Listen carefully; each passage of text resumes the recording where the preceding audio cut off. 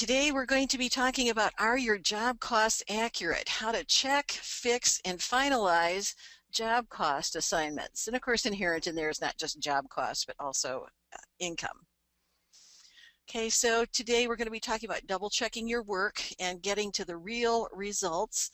Even though lots of people can do a great job on getting information into the system and think that they've got everything pretty well assigned to jobs, what we found over the years that you really need to go through a regular double check and hopefully part of your month-end procedures. So first of all, we're going to be focusing on taking a look at what's hitting the account-based reports for jobs. I'll be working inside QuickBooks to show you this, and a whole variety of things that you may want to be looking for, as well as in your item-based detail reports. And in each one of those areas, we're going to be talking about common problems that need to be fixed.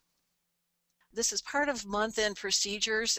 The actual month-end procedures are going to stretch out over a period of several different classes. So today it's on, are your job costs accurate, and making sure that those reports are what they should be. But just be aware that there are more steps to month-end closing than this particular series that we're going to be talking about. And even though things may look a little complex when I'm illustrating them here, I'm giving you a lot of checklists and that type of thing. In fact, when you start doing this and get good at it, it won't take you all that long, because you'll train your brain on what you're going to be looking for. So the first thing that we want to do, and I hope that you've had a chance to print out these handouts, because I'm going to be working off of some of these in the background, and we're going to be working a lot right inside QuickBooks. This will be the sample file from Intuit, and I always put the caveat, this isn't the way that I would set the underlying file up, but nevertheless we'll go in and we can use this as a good starting point. When I work with clients, of course, we've got all their data in front of them, and unfortunately as an accountant I can't go show any client files to people who are in my classes. So I do need to use the sample files that QuickBooks provides to us, because of the huge amount of time it would take to try to replicate a client's real file the way that we normally work with people. So I appreciate your bearing with us and picking up on the concepts, and then being able to turn around and apply them to your own particular circumstance. So to begin the review, what we're going to do is we're going to go into QuickBooks. And the first thing that I say is close all the windows. So an easy way to do that is to go up to your window drop down here and do close all.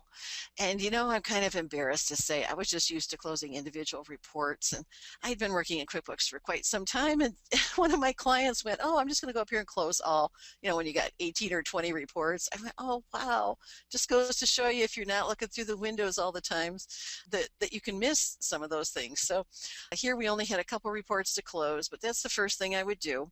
Close all my windows, because we're going to do something kind of special here, and you want to start with pretty much a clean screen. So in your view, the next thing you want to do is make sure that we're working in multiple windows. Now normally I like to work in the one window because it gives us more real estate to look at on the screen, and things are clear, but in this case we want to have multiple windows. Okay, and then what we want to do is create a profit and loss for the company report. So we're going to go to Reports, Company and Financial, Profit and Loss Standard. Okay, and the date range I'm going to put in here is from 12/1 of 2014. I'm sorry, I'm going to make it 1/1 of 2014, 01/01/14, because our sample company is in 2014, and I'm going to run it through 12/31 of 14. Okay, and we're just going to have our columns display by total across the top. And you know, the next thing I would do is I would just narrow this column. Okay, and the second report that I'm going to run, because we're going to be doing some comparisons, is the profit and loss by job.